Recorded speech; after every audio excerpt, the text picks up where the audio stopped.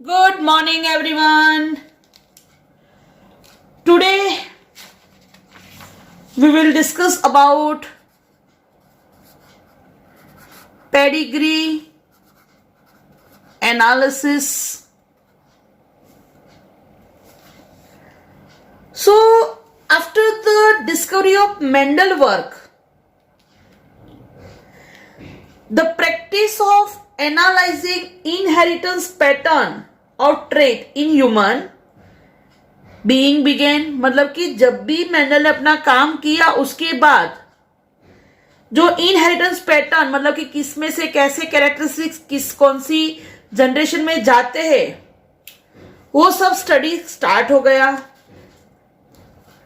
So now question arise what is pedigree analysis. So a record of the occurrence of trait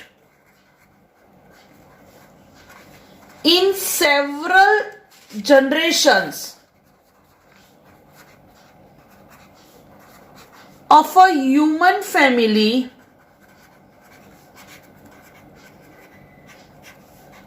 is called as a pedigree analysis. मतलब कि कोई एक character को आप ध्यान में लो और वही जो एक स्पेसिफिक फैमिली उसमें आप वही ट्रेड का पूरा 4-5-7 जनरेशन तक स्टडी करो और आप उसको जो चार्ट के थ्रू दिखाते हो that is known as a pedigree analysis. अब ये जो इंफॉर्मेशन हमें पहले तो मिलनी चाहिए फैमिली हिस्ट्री. तो सबसे पहले ये जो फैमिली हिस्ट्री है उसको हमें कलेक्ट करनी पड़ेगी फॉर अ स्पेसिफिक ट्रेट. कोई भी एक कैरेक्टर के लिए ये फैमिली जो हिस्ट्री है उसको कलेक्ट करनी है और फिर उसको हम जो चार्ट के थ्रू दिखाते हैं तो उसको बोलते हैं पेडिग्री चार्ट और पेडिग्री फैमिली चार्ट बोल सकते हो उसको, राइट. उसको हम फैमिली चार्ट भी बोल सकते हैं. अब इसमें यहां पे स्पेसिफिक सिंबल्स है. जैसे अगर बात करें तो जो मेल है तो अगर ऐसा स्क्वायर है तो ये सिंबल है मेल, राइट. तो ये सिंबल हो गया मेल के लिए. अगर ऐसा सिंबल है तो ये सिंबल है फीमेल के लिए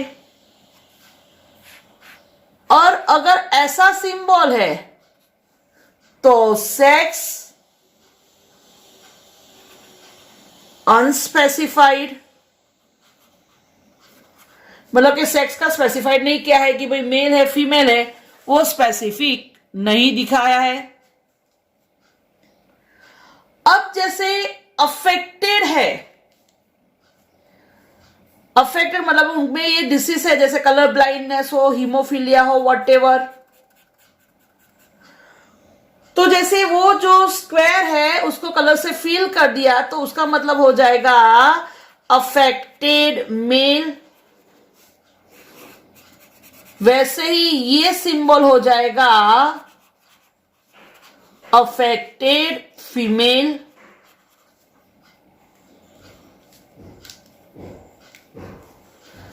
अब समझ लो कि शादी हो रही है मेल और फीमेल तो ये हो जाएगा मैटिंग, मतलब कि इन दोनों के बीच में शादी, दैट इज मैटिंग. बट कभी कभी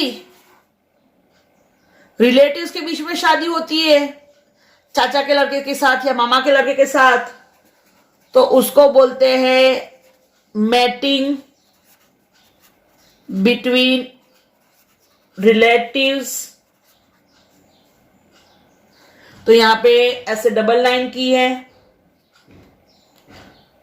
राइट. अब समझ लो कि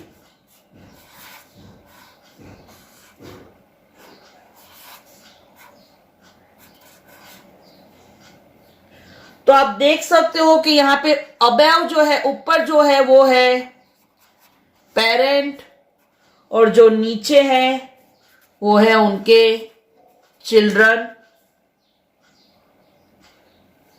अगर ऐसी कंडीशन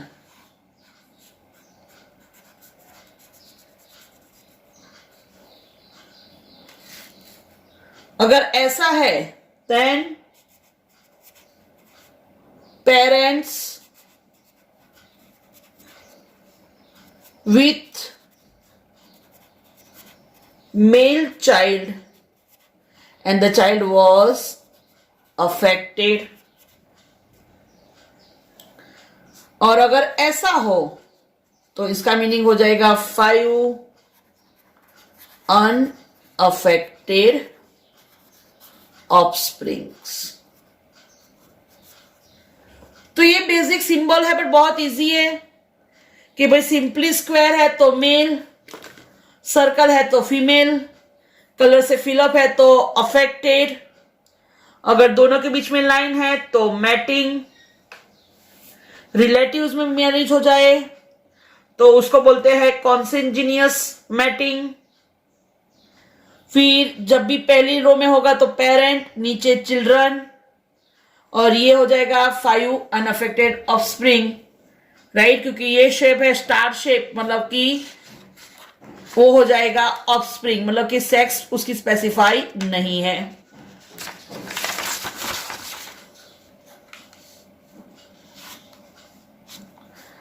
ओके, अब क्या ध्यान रखना है, तो यहां पे ध्यान रखो कि that marriage it is indicated by horizontal bar. Generally male और फीमेल को वो कनेक्ट करता है, right. Then offspring are suspended from the marriage bar by vertical line।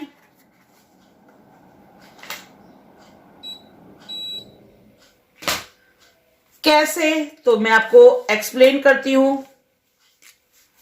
जैसे समझ लो कि कोई एक एग्जाम्पल है, ये फीमेल और ये मेल, तो ये हो गई इन दोनों की शादी।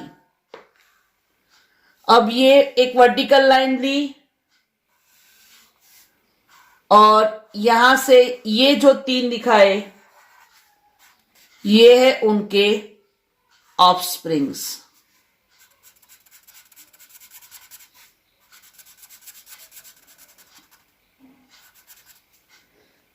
राइट। चलो ओके, और क्या ध्यान रखना है, तो ईच जनरेशन में जो भी नंबर होंगे, ईच जनरेशन को ऑलवेज लिखा जाता है रोमन नंबर, लाइक 1 2 3। तो जैसे आप देख सकते हो ये पहली जनरेशन, तो मैं यहां पे लिखूं 1, ये सेकंड जनरेशन हो गई तो यहां पे मैंने लिखा 2, राइट, ओके। और second thing, individual in each generation, हर एक जनरेशन में जो इंडिविजुअल है उसको लिखा जाता है 1 2 3 4 एंड सो ऑन। ओके, तो चलो मैं आपको वापस एक्सप्लेन करती हूं।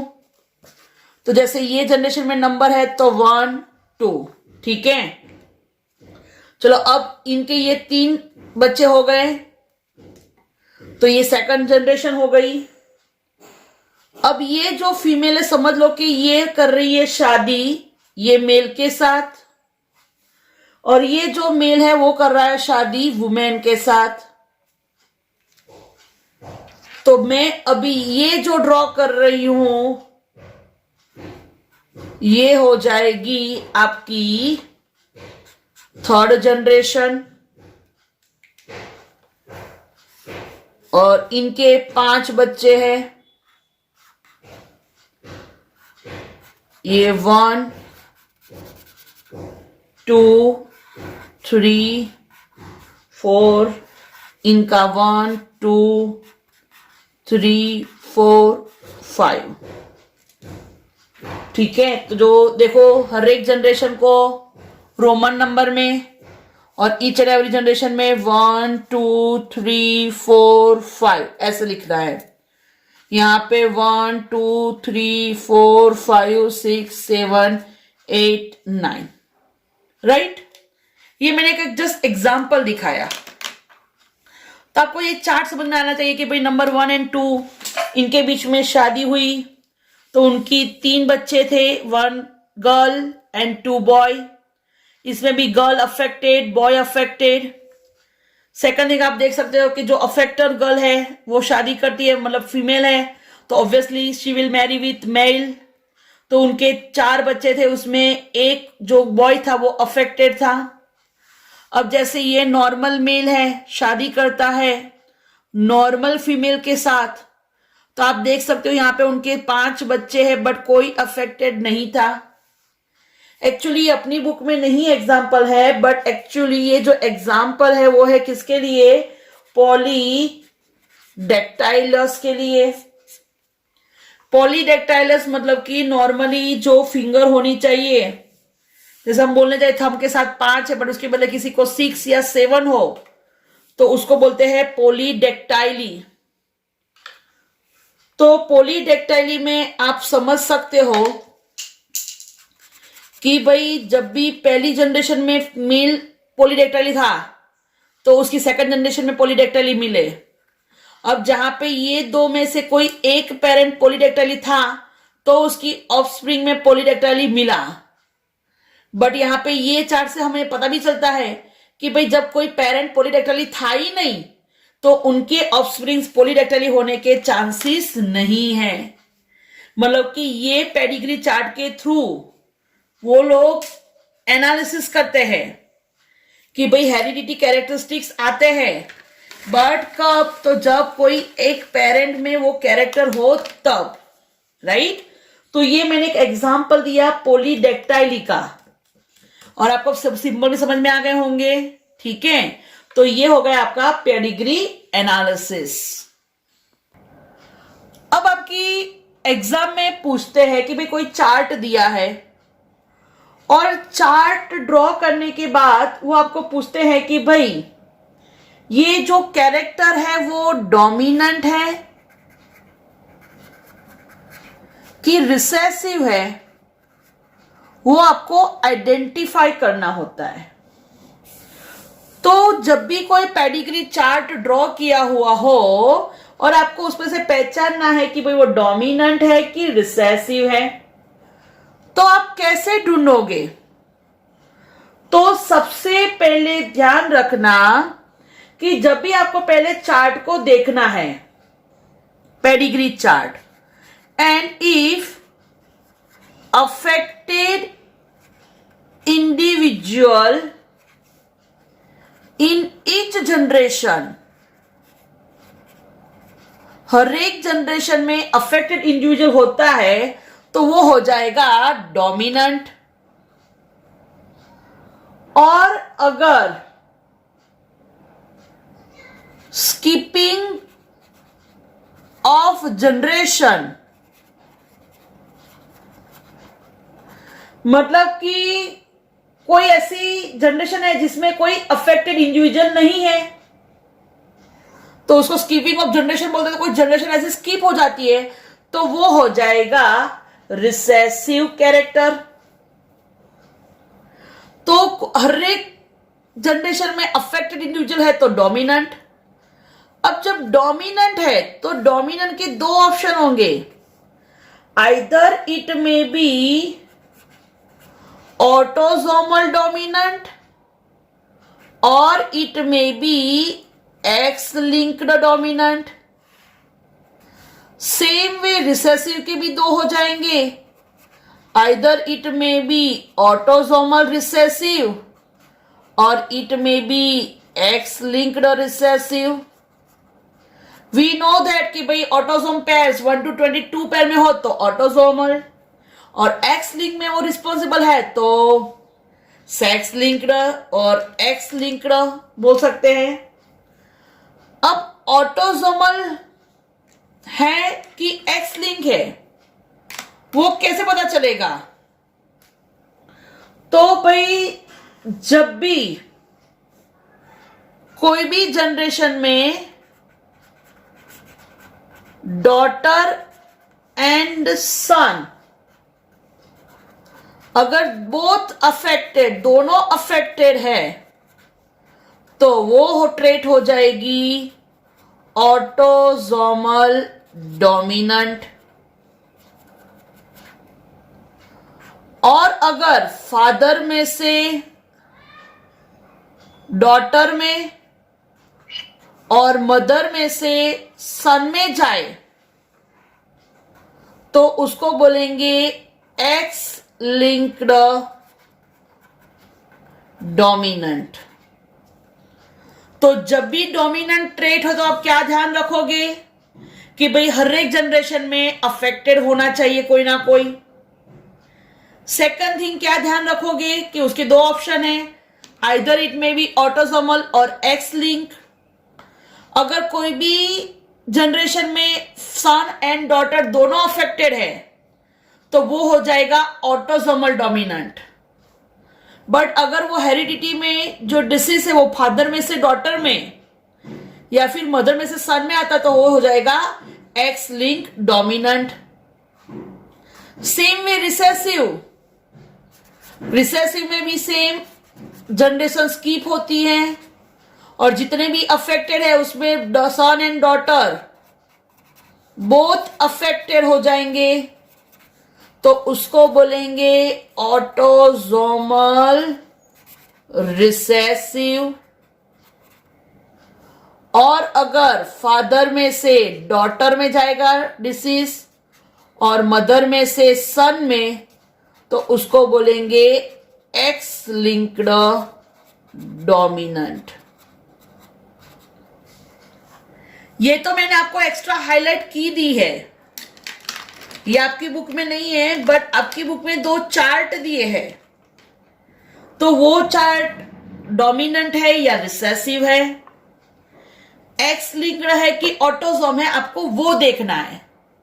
तो मैं आपको समझाऊंगी कि भाई आप इतनी की याद रख लो, हर एक जनरेशन तो डोमिनेंट, कोई जनरेशन स्किप की है तो रिसेसिव, दोनों अफेक्टेड ऑटोसोम, फादर में से डॉटर मदर में से सन तो एक्स लिंक। बस इतना याद रख लो तो आप कोई भी चार्ट एक्सप्लेन कर पाओगे। तो चलो मैं आपको दो चार्ट दिखाती हूं पीडियाग्री और आप खुद मुझे बताओगे कि वो डोमिनेंट है या रिसेसिव है, ऑटोसोमल है या फिर एक्स लिंक है।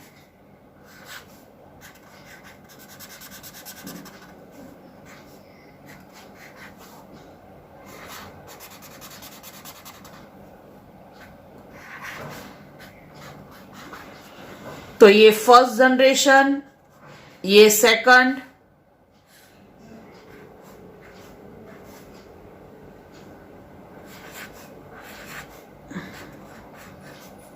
और ये हो जाएगी थर्ड जनरेशन।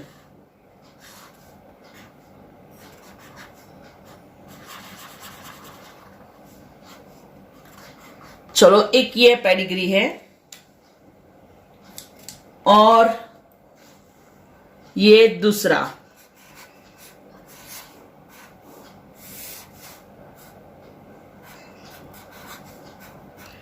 तो सबसे पहले एकदम ध्यान से आप पहली की अप्लाई करोगे। पहली की में लिखा है कि भाई हर एक जनरेशन में अफेक्टेड है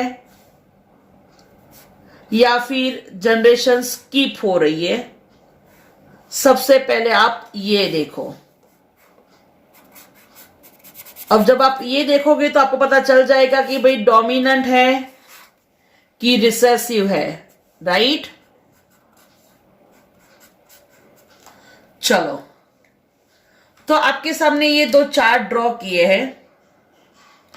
तो सबसे पहले हम देखेंगे कि कोई जनरेशन स्किप हो रही है कि नहीं। तो देखो, ये पहली जनरेशन, इसमें फीमेल अफेक्टेड है। ये सेकंड जनरेशन, मेल और फीमेल अफेक्टेड है। थर्ड जनरेशन, फीमेल अफेक्टेड है। मतलब कि कोई जनरेशन स्किप नहीं हो रही है। तो इससे हमें पता चल जाएगा कि ये तो भाई डोमिनेंट ट्रेट है। सही बात है। चलो, अब क्या देखना है कि भाई फादर में से डॉटर में या मदर में से सन में। सही है, बट यहां पे ऐसा नहीं है, तो ये एक्स लिंक नहीं है। बट आप देख सकते हो कि सेकंड जनरेशन में सन एंड डॉटर दोनों अफेक्टेड है। तो ये हो जाएगा आपका कौन सा ट्रेट? Autosomal dominant trait. और अपनी बुक्स में सेम एग्जांपल दिया है, और ये है मायोटोनिक डिस्ट्रॉफी। ये ध्यान रखना, 2 टाइम्स ड्रॉ करना। मायोटोनिक डिस्ट्रॉफी मसल्स की अफेक्ट होती है। ठीक है, चलो अब सेकंड वाला देखो, आराम से चार्ट देखो। चलो पहले, सबसे पहले देख लो कोई जनरेशन स्किप हो रही है। Very good, very nice, right. तो जनरेशन स्किप हो रही है, तो ये हो जाएगी recessive trait. Again second generation में मेल और फीमेल दोनों अफेक्टेड, तो ये हो जाएगा आपका ऑटोसोमल रिसेसिव ट्रेट। और ये भी अपनी बुक का एग्जाम्पल है, सिकल सेल अनीमिया, राइट। तो बेटा टेक्स्ट बुक के हिसाब से कभी ये लोग बोर्ड में आपको डिटो चार्ट दे सकते हैं और पूछ सकते हैं कि भाई ये कौन सा ट्रेट है, या फिर भरोसा नहीं है इन लोगों का, पूछ सकते हैं कि भाई सिकल सेल एनीमिया के लिए पेडिग्री चार्ट ड्रॉ करो।